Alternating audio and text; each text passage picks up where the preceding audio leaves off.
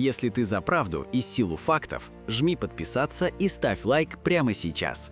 А мы сегодня обсудим ход переговоров Украины и России, а также готовы ли США атаковать Иран, узнаем, что летчики США и Нидерландов делают в Украине, и о многом другом. А начнем наш выпуск с военных преступлений России. В ночь на 17 число русские военные преступники нанесли очередной удар по Украине. В этот раз серьезных разрушений инфраструктуре нанести не удалось, благодаря эффективной работе ПВО, но, к сожалению, есть жертвы среди мирных людей. Вот кадры боевой работы мобильных групп ПВО по целям врага. 3 человека погибли, 1 получил ранения в результате атаки российского БПЛА на автомобиль в Донецкой области. В Одессе десятки тысяч людей остались без тепла и водоснабжения, 2 человека ранены после массированной российской атаки. 1 человек погиб и 6 получили ранения после атаки российских БПЛА в Сумской области. Украинские силы обороны ответили своим массовым ударом по России, но не по мирным, а исключительно по военным объектам. Так, после множественных прилетов горит Ильский НПЗ, который снабжает российскую недоармию горючим. Там начался пожар. Площадь возгорания более 700 квадратных метров. Завод не могут долгое время потушить. Горение продолжилось и днем. В Казани прилетело по электроподстанции. В городе фиксируют перебои со светом. Украинские дроны атаковали один из крупнейших химзаводов в России. Предприятие Metafrax Chemicals расположено в Пермском крае, более чем 1600 километров от границы с Украиной. Там производят химические компоненты для изготовления взрывчатых веществ и других материалов военного назначения. Завод работает на ВПК и находится под международными санкциями. Под Питером упало здание военной полиции после взрыва. Есть погибшие военнослужащие, еще несколько под завалами. Причина взрыва неизвестна. Ночью чебоксары подверглись атаке дронов. Целью был военный завод. Под удар попал завод в НИР «Прогресс», расположенный более чем в 1000 километрах от украинской границы.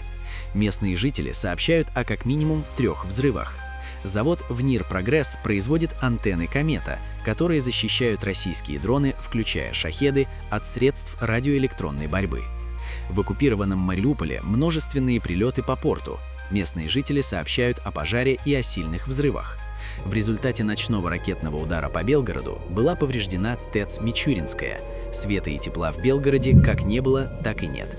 И как бонусом, неизвестные, но очень добрые дроны парализовали этой ночью юг России. Аэропорты встали на 4 часа во многих городах. Переходим к главным новостям. А начнем мы с летчиков. Летчики-ветераны из США и Нидерландов вошли в секретную украинскую эскадрилью F-16 для отражения российских воздушных атак в небе над территорией страны. И это уже начало отражаться на статистике сбитий вражеских целей. В Женеве состоялись очередные переговоры, а вот маршрут российской делегации во главе с Мединским на переговоры в Женеву. Полет миротворцев занял около 9 часов вместо привычных 3-4. Переговоры в Женеве были крайне напряженными. Собрание длилось около 6 часов, охватывая 3 формата – российско-американские, российско-украинские и российско-американо-украинские переговоры. Владимир Зеленский в интервью Axios рассказал, что глава российской делегации Мединский, как и Путин, продолжает рассуждать об исторических корнях войны. Глава Украинского совета национальной безопасности Украины Рустем Умеров по итогам встречи в Женеве заявил: работа была интенсивной и предметной. В рамках делегации работали политические и военные блоки, обсуждались параметры безопасности и механизмы реализации возможных решений. Часть вопросов удалось уточнить, по части продолжается дополнительное согласование. А Мединского троллят даже российские пропагандисты.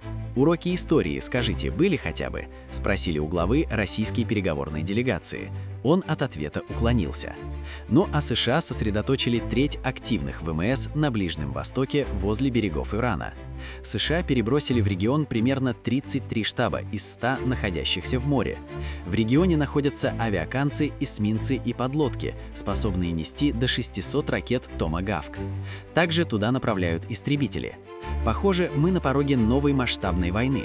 А чтобы ничего не пропустить, подписывайтесь на мой канал и ставьте лайки. До встречи!